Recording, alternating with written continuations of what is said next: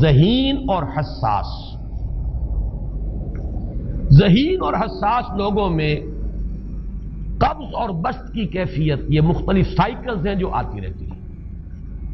کبھی طبیعت میں پشمردگی ہے، دل بجھا ہوا سا ہے، کچھ نا امیدی سی ہے، خود اپنے اوپر اعتماد کی کمی محسوس ہو رہی ہے، مجھ میں صلاحیت نہیں ہے، میں کچھ نہیں کر سکتا، اب تک جو کچھ کیا اس کا بھی ہے، امنگ بھی ہے، امید بھی ہے، روشن پہلو نظر آ رہے ہیں. قبض کی کیفیت میں تاریک پہلو نظر آتے ہیں، مایوسی کے پہلو نظر آتے ہیں، پیسیمزم کی کیفیت. اور یہ جو بسط کی کیفیت ہے اس میں روشن پہلو. دیکھو یہ بھی تو ہے نا، آخر یہ بھی تو ہوا ہے اور بھی ہو سکتا ہے، آخر اب تک میں نے یہ کام بھی تو کر لیا، آگے بھی مشکل آسان ہو سکتی ہے.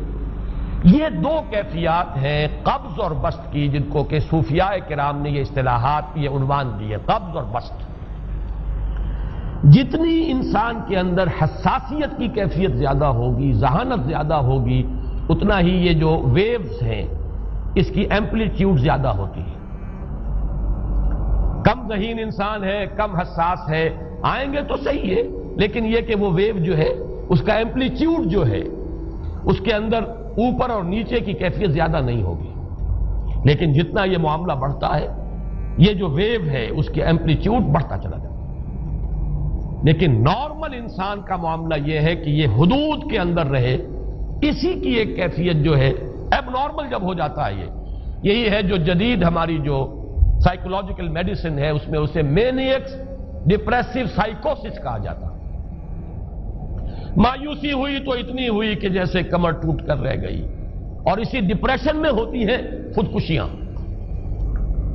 خودکشی کر جاتا ہے ڈپریشن. کچھ روشن پہلو نظر ہی نہیں آ رہا، کوئی امید کا پہلو نظر ہی نہیں آ رہا، کوئی صورت نظر نہیں آتی، کوئی امید بر نہیں آتی. کس طرف جاؤں، کدھر دیکھوں، کسے آواز دوں؟ اے ہجوم نامرادی دل بہت گھبرائے ہے. اور جب آدمی محسوس کرتا I can't face these realities، یہ commits suicide. یہ اور جب کیفیت ہوتی ہے انشراح کی تو آدمی خوب بھاگ رہا ہے، دوڑ رہا ہے، امنگ ہے، محنت ہے، دوڑ رہا ہے، امیدیں ہیں، اب ہر چیز کا روشن پہلو نظر آ رہا ہے. عجیب ہے یہ. اصل میں مجھے کچھ تجربہ بھی ہوا ہے، ہمارے خاندان میں بھی یہ مرض موجود رہا. میرے والد مرحوم کافی طویل عرصے اس مینیک ڈپریسو سائیکوسس کے مریض رہے. کچھ ہوتا ہے یہ معاملہ. ویسے بھی شاید ہمارا خاندان جو ہے اس کیٹیگری میں آتا ہے جس میں ذہانت نسبتاً کچھ زیادہ ہے، حساسیت بھی نسبتاً کچھ زیادہ ہے. یہ دوسری بات ہے کہ کوئی شخص جو ہے یہ فلسفے کے طور پر اختیار کر لے کہ اپنے آپ کو ڈھیٹ بنا لینا ہے، یہ فلسفہ بھی بن سکتا ہے. لیکن یہ ہے کہ اگر آدمی چھوڑ دے اپنی طبیعت کو تو یہ دونوں کیفیات آتی ہیں.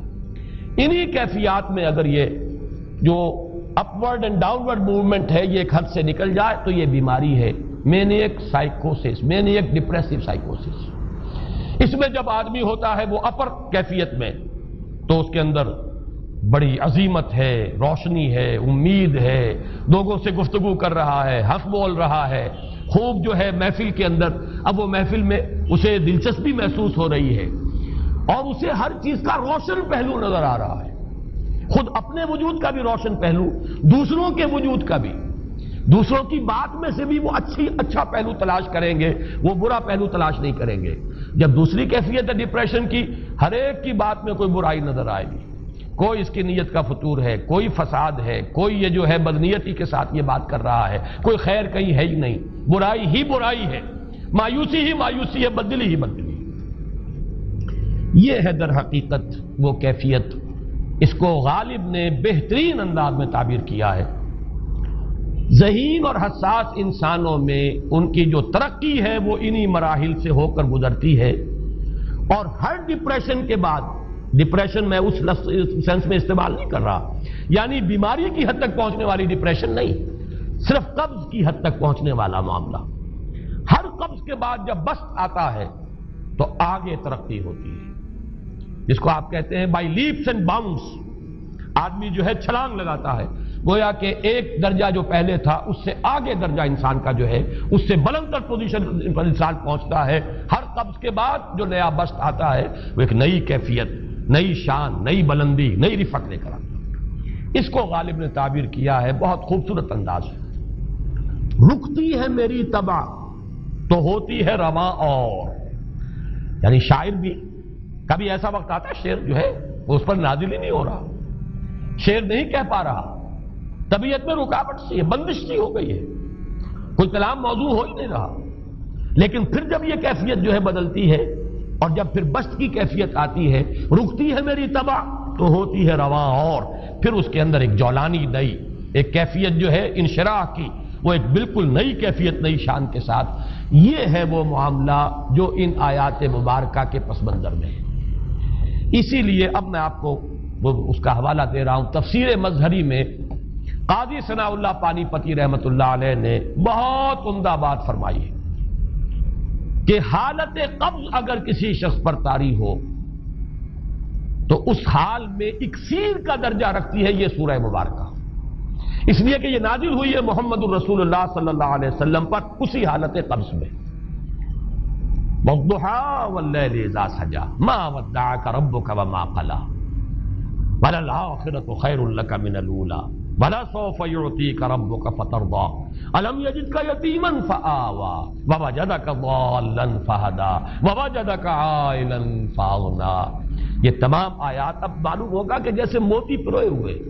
ایک لفظ قبض, اب اس میں جو بھی واقعاتی اور جو میں نے آپ کو روایاتی جو بھی پس منظر بیان کیا وہ بھی فٹ بیٹھ رہا ہے. وہ خودکشی کا معاملہ بھی آ گیا, اس میں فٹ بیٹھ رہا ہے کہ بخاری شریف میں روایت موجود ہے کہ حضور فرماتے ہیں کہ میری طبیعت پر اس درجے اضطراب تھا, اتنی کیفیت جو ہے میری تشویش کی تھی کہ میرے دل میں بار بار خیال آتا تھا کہ پہاڑ پر چڑھ کر اپنے آپ کو نیچے گرا دوں. یہ سارے معاملات اب آپ کو محسوس ہوگا جیسے تمام کڑیاں جو ہے وہ جڑ گئی, جیسے رات کو اب آپ اٹھ نہیں پا رہے, اضمحلال ہے, اعصابی جو ہے اعصاب اس درجے متاثر ہو چکے ہیں. صرف یہ ایک احساسات کی کیفیت نہیں ہے, آپ کی قوت فعلی جو ہے قوت عملی وہ بھی اس درجے متاثر ہو چکی ہے کہ کئی راتیں گزر گئی اور آپ رات کو نہیں اٹھ سکے, جس پر کہ ام جمیل کو یہ کہنے کا موقع مل گیا کہ معلوم ہوتا محمد تمہارا شیطان تمہیں چھوڑ گیا. اب یہ جملہ اپنی جگہ پر اس کی کاٹ ہے یقیناً, اس سے یضیق صدرک بما یقولون, لیکن وہ کیفیت جس کی وجہ سے یہ جملہ آیا ہے اس پر نگاہ دوڑائیے, اس پر نگاہ کو مرکوز کریں گے تو معلوم ہوگا ایک لفظ قبض, یہ قبض کی ایک کیفیت تھی. اس قبضی کی کیفیت کا ایک مظہر یہ ہے چونکہ یہ بھی تو در حقیقت قلب مبارک جو ہے محمد الرسول اللہ صلی اللہ علیہ وسلم کا, اسی پر تو وحی کا نزول ہوتا تھا. یہ بھی وہی داخلی احساسات و کیفیات کا معاملہ ہے, یہی بھی در حقیقت یہ واردات قلبیہ ہی کا سارا معاملہ ہے.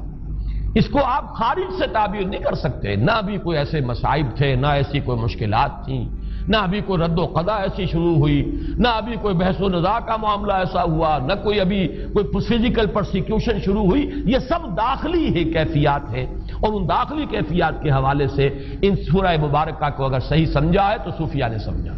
وہ جو اقبال کا شعر ہے کہ کچھ جو سمجھا میرے شکوے کو تو رضواں سمجھا, مجھ کو جنت سے نکالا ہوا انسان سمجھا. اور کون سمجھے گا؟ وہ تو سمجھے گا کہ دکھے ہوئے وہ دل کی صدا ہے, وہ کیا ہے جو اقبال کی وہ ایک نظم ہے پرندے کی فریاد, گانا اسے سمجھ کر خوش ہونا سننے والے. یہ تو در حقیقت ایک دکھے ہوئے دل کی صدا, فریاد یہ صدا ہے. تو یہ کیفیت جو ہے رضوان سمجھ سکا ہے جو کہ داروغہ جنت ہے, اس نے سمجھا یہ وہی آدم جو نکالا گیا تھا یہاں سے, یہ اس کی فریاد ہے. کچھ جو سمجھا میرے شکوے کو تو رضواں سمجھا, مجھ کو جنت سے نکالا ہوا انسان سمجھا. تو واقعہ یہ ہے کہ اس سورہ مبارکہ کا صحیح فہم اگر حاصل ہوا ہے, وہ امام راضی کو حاصل ہو ہی نہیں سکتا. وہ عقل اور منطق کی گتھیاں سلجھانے والے آدمی ہیں, اپنی جگہ ان کی کنٹریبیوشن بہت. یہ لغت اور ادب کا کوئی خاص مسئلہ اس میں ہے ہی نہیں کہ زمخشری اس میں کوئی جولانی دکھائیں اپنی, اس میں کوئی ایسا اشکال ہے ہی نہیں, نحوی اشکال ہی نہیں. لیکن یہ واردات قلبیہ کا معاملہ ہے, احساسات باطنی کا معاملہ ہے, یہ نفسیات انسانی کا معاملہ ہے. اور اس کو وہی سمجھ سکتے ہیں کہ جو ماہرین علم نفس ہیں, اور وہ ہیں صوفیاء کرام ہمارے ہاں, جن کا وہ ذوق ہے باطنی کیفیات و احساسات, جن کا موضوع ہے.